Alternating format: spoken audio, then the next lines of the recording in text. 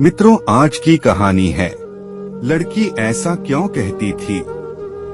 लड़की ने कहा कि अभी मैं आपको कुछ ऐसा चीज दिखाने वाली हूँ जिसे देखते ही आप शादी के लिए मना कर देंगे।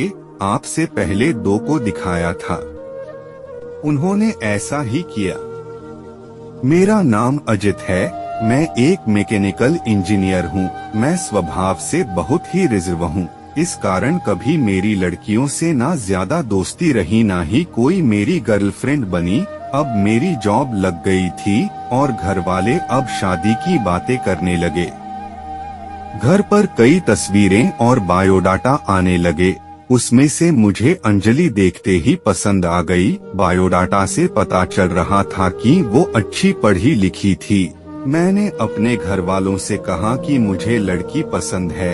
हम लोग अंजलि के घर उसे और उसके परिवार को देखने गए। फिर जब अंजलि चाय लेकर आई तो वो मुझे उसकी तस्वीर से भी ज्यादा सुंदर लगी।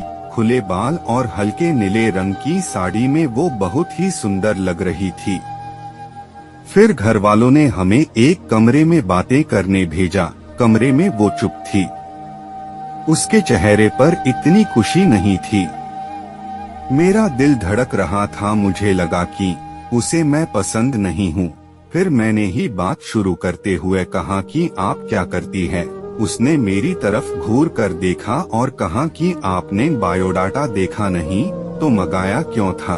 उसकी बात सुनकर मुझे लगा कि वो मुझ में कोई इंटरेस्ट नहीं दिखा रही है।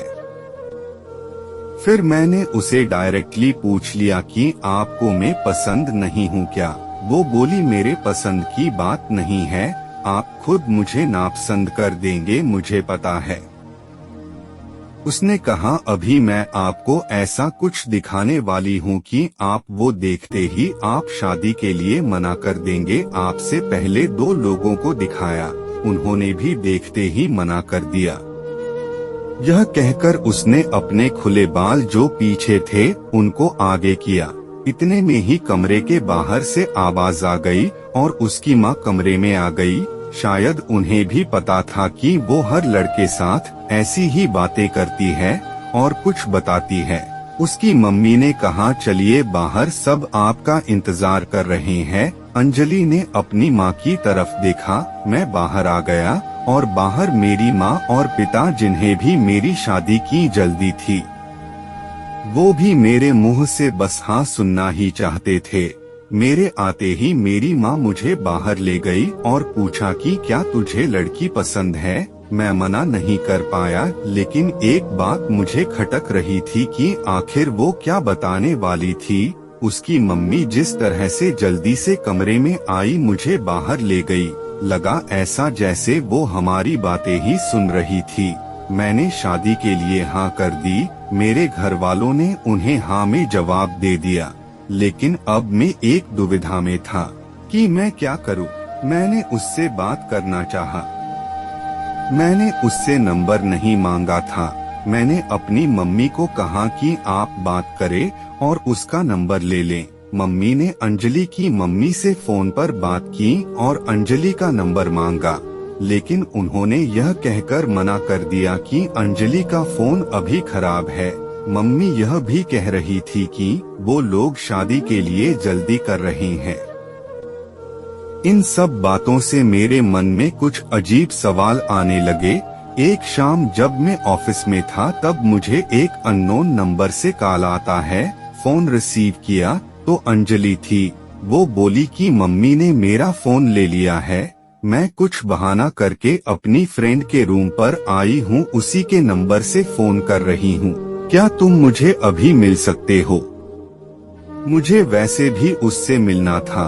अंजलि के बताए एड्रेस पर मैं जल्दी से पहुँचा। वो उसकी फ्रेंड का रूम था। मैंने जाते ही पूछा, उस दिन की बात अधूरी रह गई थी और तुम्हारी मम्मी तुम पर नजर क्यों रख रही है?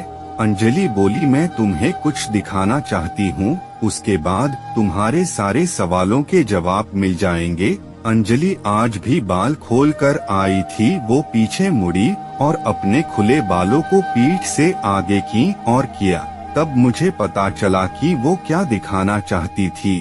उसकी गर्दन पर एक टैटू था सुयश नाम का। अंजलि बोली कि मैं एक लड़के से प्यार करती थी और हम दोनों शादी भी करना चाहते थे। मैंने उसी के नाम का टैटू करवाया था। यह बात मैंने अपने घर वालों को भी बताई थी और वो तैयार भी हो गए थे, लेकिन सुयश ने मुझे चीट किया। वो मेरे अलावा भी किसी और को डेट कर रहा था और वो लड़की पैसे वाली थी, इसलिए उसने मुझे छोड़ दिया। तब से मुझे शादी और लड़कों से एक नफरत से हो गई थी। उस लड़के को मैंने बहुत प्यार किया, लेकिन उसने मुझे धोखा दिया। तुमसे पहले भी 2 लड़कों को मैंने टैटू दिखाया और उन्होंने सच जानकर शादी के लिए मना कर दिया। मम्मी इसलिए मुझ पर नजर रख रही है कि मैं तुम्हें भी कहीं सच ना बता दूं, लेकिन मैं उन लड़कों की तरह नहीं हूँ। मैं नई जिंदगी की शुरुआत सच के साथ करना चाहती हूँ। मैं सुनकर सोच में पड़ गया कि जिसको प्यार मिलता है उसे प्यार की कदर नहीं होती। आखिर इतनी प्यार करने वाली लड़की को कैसे कोई धोखा दे सकता है। मैंने कहा कि मुझे तुम्हारे पास्ट से कोई मतलब नहीं है, लेकिन मैं चाहता हूँ कि मुझे भी तुम उतना ही प्यार करो जितना उस लड़के को करती थी। अंजलि को यह उम्मीद नहीं थी। उसे लगा था मैं भी उससे शादी के लिए मना कर दूंगा। मेरी बात सुनकर उसने इतने दिनों के दबाए आंसू बहने लगे। मेरी शादी अंजलि से हो गई और मैं अपने आप को बहुत खुशकिस्मत मानता हूँ कि मुझे अंजलि जैसी सच्ची और प्यार करने वाली लाइफ पार्टनर मिली है।